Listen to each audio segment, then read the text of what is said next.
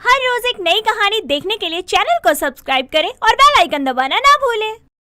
सौम्या को शुरू से ही मैगी खाना बहुत अच्छा लगता था, इसीलिए वो हर दूसरे तीसरे दिन मैगी ही बनाकर खाया करती थी। एक दिन सौम्या की माँ भारती सौम्या से कहती है, सौम्या बेटा, कल तुझे लड़के वाले देखने आ रहे हैं, तो तू जा पार्लर जाकर अपने चेहरे पर कुछ करवा ले। और हाँ, कल तू उन लोगों के लिए अच्छा सा कुछ बना दियो। अच्छा सा, फिर तो मैगी से ज्यादा कुछ भी अच्छा नहीं होता। मैं सबके लिए चीज मैगी बना देती हूँ। नालायक, मैगी कोई लड़के वालों को देता है? वो भी देखेंगे तो क्या कहेंगे कि हमने अपनी बेटी को खाना तक बनाना नहीं सिखाया, बस मैगी ही आती है इसे, इस निकम्मी को। झूठ तो ये है नहीं, मुझे तो सबसे ज्यादा मैगी ही बनाने आती है। हाँ, मैं जानती हूँ। चल जा अपनी किसी सहेली को लेकर अपनी शक्ल ठीक करवाने पार्लर जा। माँ, जितने पैसे आप पार्लर पर लगाने को कहती हो ना, उतने पैसों में तो आराम से एक हफ्ते तक रोज रोज मैगी ही बना कर खाऊं मैं। वैसे पैसे वेस्ट तो आप करना जानती हो। हाँ, मैं तो जैसे अपने लिए ही बोल रही हूँ ना कि पार्लर जाऊँ, मैं ही सुंदर दिखूं, मुझे ही तो कल लड़के वालों को देखना है। अरे लड़कियों को थोड़ा सच समझ कर रहना चाहिए। माँ, आप तो ऐसे ही घूमती रहती हो, आपको भी तो सजना चाहिए ना। अरे दिमाग से कम लड़की, मेरी शादी हो गई है, इतनी बड़ी बेअक्ल लड़की है मेरी। अब मेरी कोई उम्र है क्या सजने संवरने की? और तू मुझसे अब और सवाल जवाब मत कर, जो बोला है वो कर जाकर। भारती इतना बोलकर वहाँ से चली जाती है और सौम्या पार्लर जाती है। अगले ही दिन सौम्या को देखने एक हर्ष नाम का लड़का अपनी माँ रोहिणी के साथ आता है। वो लोग बैठकर आपस में बातें कर रहे थे। तभी वहाँ सौम्या सबके लिए मैगी लेकर आती है, जिसे देखकर भारती कहती है, सौम्या बेटा, तू मैगी क्यों ले आई? चाय पकौड़े लेकर आ। वो क्या है ना बहन जी, मेरी बेटी सौम्या को मैगी खाना और खिलाना बहुत ज्यादा अच्छा लगता है। अरे वाह, फिर तो बहुत ही अच्छी बात है, क्योंकि मैगी तो मुझे भी काफी ज्यादा अच्छी लगती है। और तो और मैगी खा भी सकते हैं, चाय पकौड़े अब कौन खाता है। हाँ, लीजिए ना मैगी। वैसे बहन जी, मुझे तो आपकी बेटी बहुत पसंद आई। क्यों हर्ष, तू बता कैसी लगी सौम्या? माँ, मुझे भी अच्छी लगी सौम्या, पर बाकी आप देख लीजिए। सौम्या और हर्ष का रिश्ता तय हो जाता है और कुछ ही दिनों बाद दोनों की काफी धूमधाम से शादी होती है। शादी के बाद सौम्या अपने ससुराल को काफी अच्छे से संभाल लेती है। सौम्या और उसकी सास में काफी अच्छी बनने लगती है। एक दिन सौम्या अपने कमरे में बैठकर अकेले ही मैगी खा रही थी, जिसे देखकर रोहिणी उसके कमरे में आती है और सौम्या से कहती है, बहू, तुझे पता है ना कि मैगी तो मुझे भी काफी पसंद है, तो तू यहाँ अकेले छुप कर क्यों खा रही है? और एक बात बता, कल शाम को ही तो इतनी मैगी बनाई थी और आज फिर तूने मैगी बना दी। माँ जी, मुझे मैगी अच्छी लगती है, तभी तो मैं इतनी खाती हूँ। और मुझे पता था कि आपको मेरा मैगी खाना पसंद नहीं आएगा, तभी तो मैंने आपको बताया नहीं। बहू, मैं तुझे मैगी खाने से मना नहीं कर रही हूँ, लेकिन रोज रोज मैगी खाना कोई अच्छी बात है क्या? इतनी मैगी तो मैं भी नहीं खाती हूँ, पेट में मैदा जम जाएगा, फिर दर्द से चिल्लाती रही हो तू। माँ जी, मैं इतने समय से मैगी खा रही हूँ, आज तक कभी भी दर्द नहीं हुआ, तो अब अचानक से थोड़ी हो जाएगा। और उनके ही पेट में दर्द होता है जिनका इम्यून सिस्टम अच्छा ना हो। अब पता चला कि तेरी माँ क्यों कह रही थी कि तुझे मैगी खाना पसंद है। यहाँ तो साफ पता चल रहा है कि तुझे बस मैगी खाना ही पसंद है। देख बहू, मैं तेरी सास हूँ, तो तुझे मेरी बात तो माननी ही पड़ेगी। माँ जी, आप मेरी सास हो, लेकिन मैं भी आपकी ही बहू हूँ। जो मुझे खाना होगा वो तो मैं जरूर खाऊंगी, और मैं मैगी ही खा रही हूँ, कोई अफीम गांजा थोड़ी फूक रही हूँ जो आप इतना मना कर रही हैं। अगर मैंने इससे ज्यादा बहस की तो मेरी ही इज्जत खराब होगी। इससे तो अच्छा यही होगा कि मैं खुद ही चुप हो जाऊं, उसके बाद ये जाने इसका पेट जाने। रोहिणी वहाँ से गुस्से में चली जाती है। रोहिणी को अपनी बहू पर बहुत ज्यादा गुस्सा आता है, लेकिन सौम्या को अपनी सास ही गलत लगती है, इसीलिए वो अपनी सास की नहीं सुनती। कुछ समय बाद सौम्या को आधी रात में भूख लगती है, तो वो रात में रसोई में जाती है और मैगी बनाने लगती है।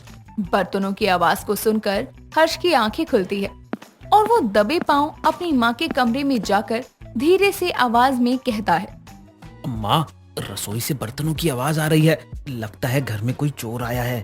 हे भगवान, मेरे घर में चोर आ गया। बेटा, तो पुलिस को बुला। तो माँ, एक काम करो, आप आस पड़ोस वालों को बुलाओ, मैं एक चादर से उसका मुंह लपेट देता हूँ। चोर को हाथ से जाने नहीं देंगे, अच्छे से उसे सबक सिखाएंगे हम। इतना बोलकर हर्ष दबे पांव रसोई में जाता है और सौम्या के मुंह पर चादर डाल देता है। तब तक आसपास के लोग भी आ जाते हैं। सब लोग सौम्या को चोर समझकर बहुत मारते हैं। सौम्या काफी ज्यादा पिटने के बाद अपने मुंह से चादर हटाती है। सौम्या को देखकर सब हैरान हो जाते हैं। तभी एक पड़ोसन कहती है, अरे रोहिणी, ये कोई चोर थोड़ी है, ये तो तेरी ही बहू है।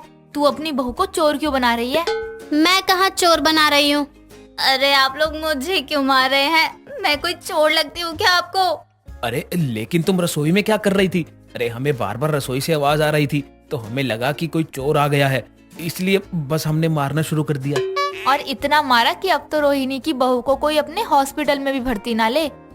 यहाँ हमारा सबके आगे मजाक बन गया है बहू। अब बताएगी कि तू आखिर यहाँ क्या कर रही थी?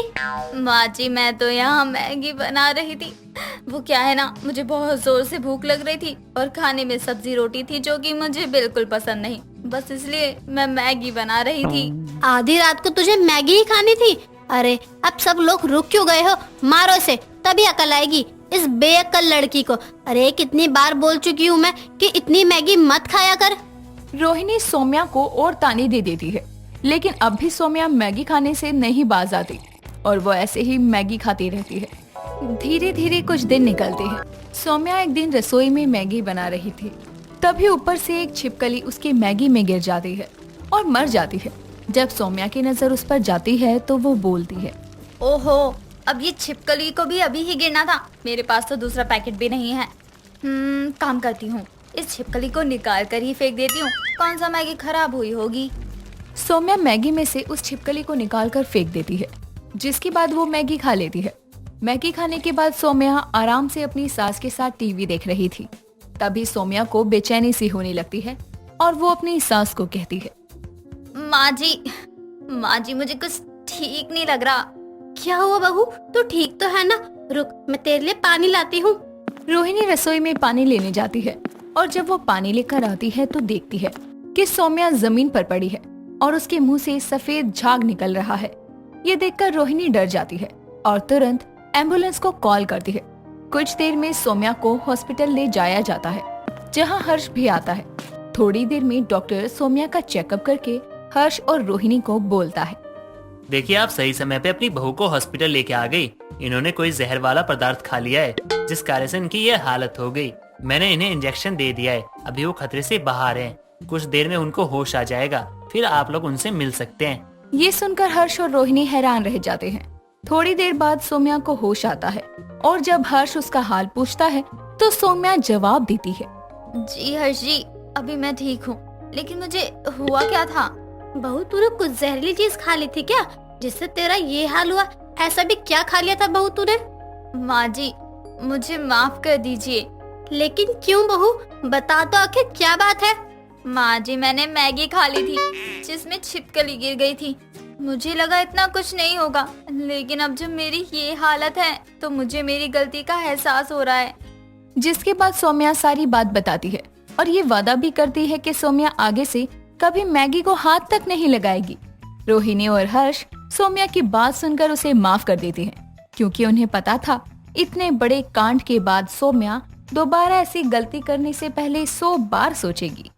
धनवंत चौबे अपनी पत्नी रीना और बेटी रायना के साथ फटे चिटे कपड़े पहने एक ऑटो रिक्शा में से अपने अपने सामान का बक्सा उतारते हैं। तीनों कड़ी धूप में पतली पतली गलियों से होकर गुजर रहे थे कि तभी उसे मोहल्ले में रहने वाला मनोहर उनकी गरीबी वाली हालत को देखकर कहता है, क्या हो भैया, कोई मदद चाहिए क्या? हाँ भैया, मैं गरीब आदमी हूँ। अपने गरीब परिवार के साथ इस शहर में नए आए हैं। ये रतन लाल का मकान कहाँ पड़ेगा? अरे भाई, तुम्हारे वेशभूषा से समझ रहे हैं कि तुम गरीब हो।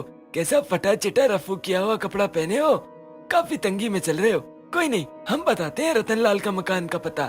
तभी मनोहर उसे रतन लाल के मकान पर लेकर जाता है, जो कि बहुत ही थोड़ा 2 कमरों का जर्जर मकान था। मनोहर वहीं पास में रहता था। मकान बताकर वो वहाँ से चला जाता है।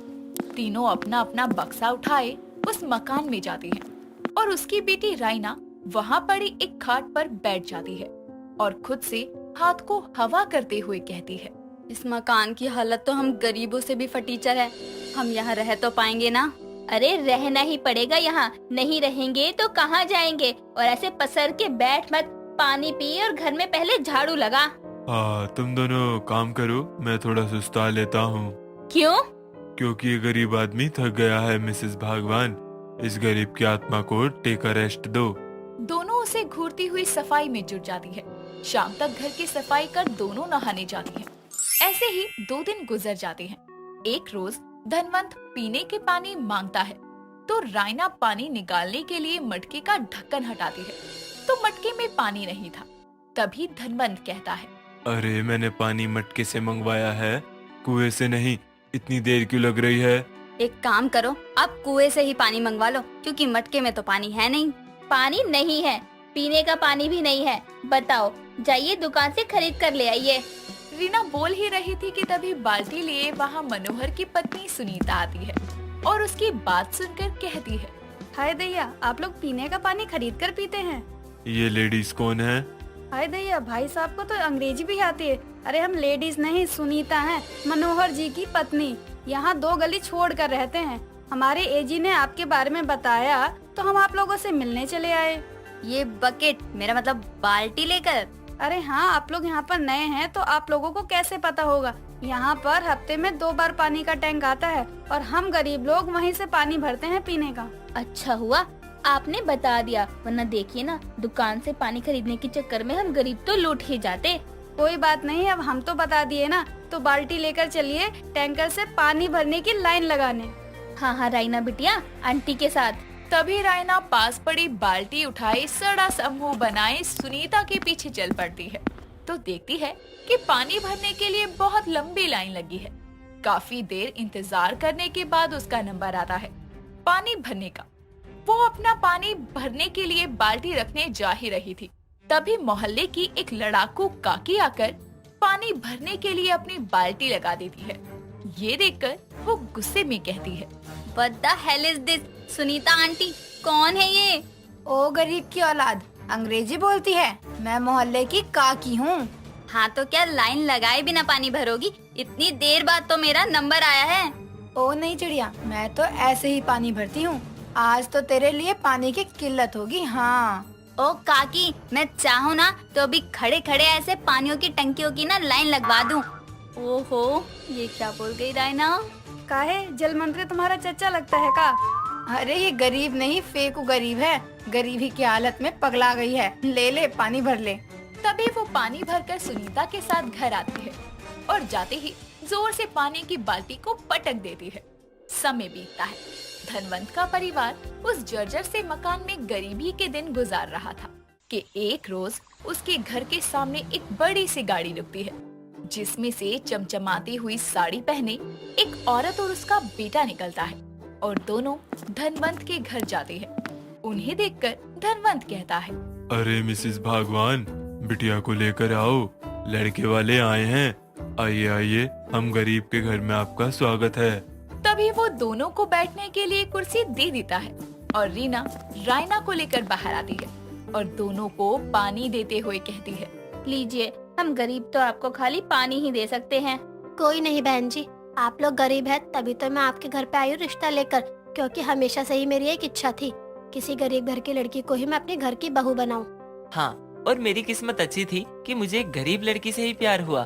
देखिए भाई साहब, लड़की मुझे पसंद है, आप बस अपनी बेटी की विदाई की तैयारी कीजिए, बाकी सारा खर्चा शादी का मैं उठाऊंगी।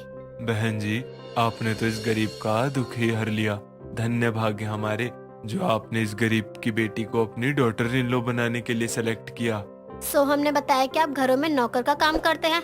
कमाल की बात है, नौकर और गरीब होने के बावजूद भी आप अंग्रेजी में शब्द बोल लेते हैं। वो पापा लोगों को बोलते देखकर ना सीख जाते हैं, वरना तो गरीब लोगों से अंग्रेजी का क्या ही लेना देना। कुछ देर में वो लोग रिश्ता पक्का करके वहाँ से चले जाते हैं। अपने मोहल्ले में इतनी बड़ी गाड़ी और अमीर लोगों को धनवंत के घर जाते देखकर मनोहर की पत्नी और बाकी मोहल्ले वाले चौंक जाते हैं। तभी मनोहर सुनीता से कहता है, ये अमीर लोग इन गरीब के घर क्यों आए होंगे भगवान? मैं क्या जानूं, क्या पता कोई अमीर रिश्तेदार हो या रिश्तेदारी करने आए होंगे। पर इतने अमीर लोग? अरे आपको क्या है, चलो राशन लेने। लड़के वालों के जाने के बाद रायना कहती है, हे भगवान, हमें इस गरीबी जिंदगी से कब छुटकारा मिलेगा? मैं तो कहती हूँ कुछ दिन अपनी कोठी में ही हो आते हैं। बहुत हो गया इस गरीब के मकान में रहना।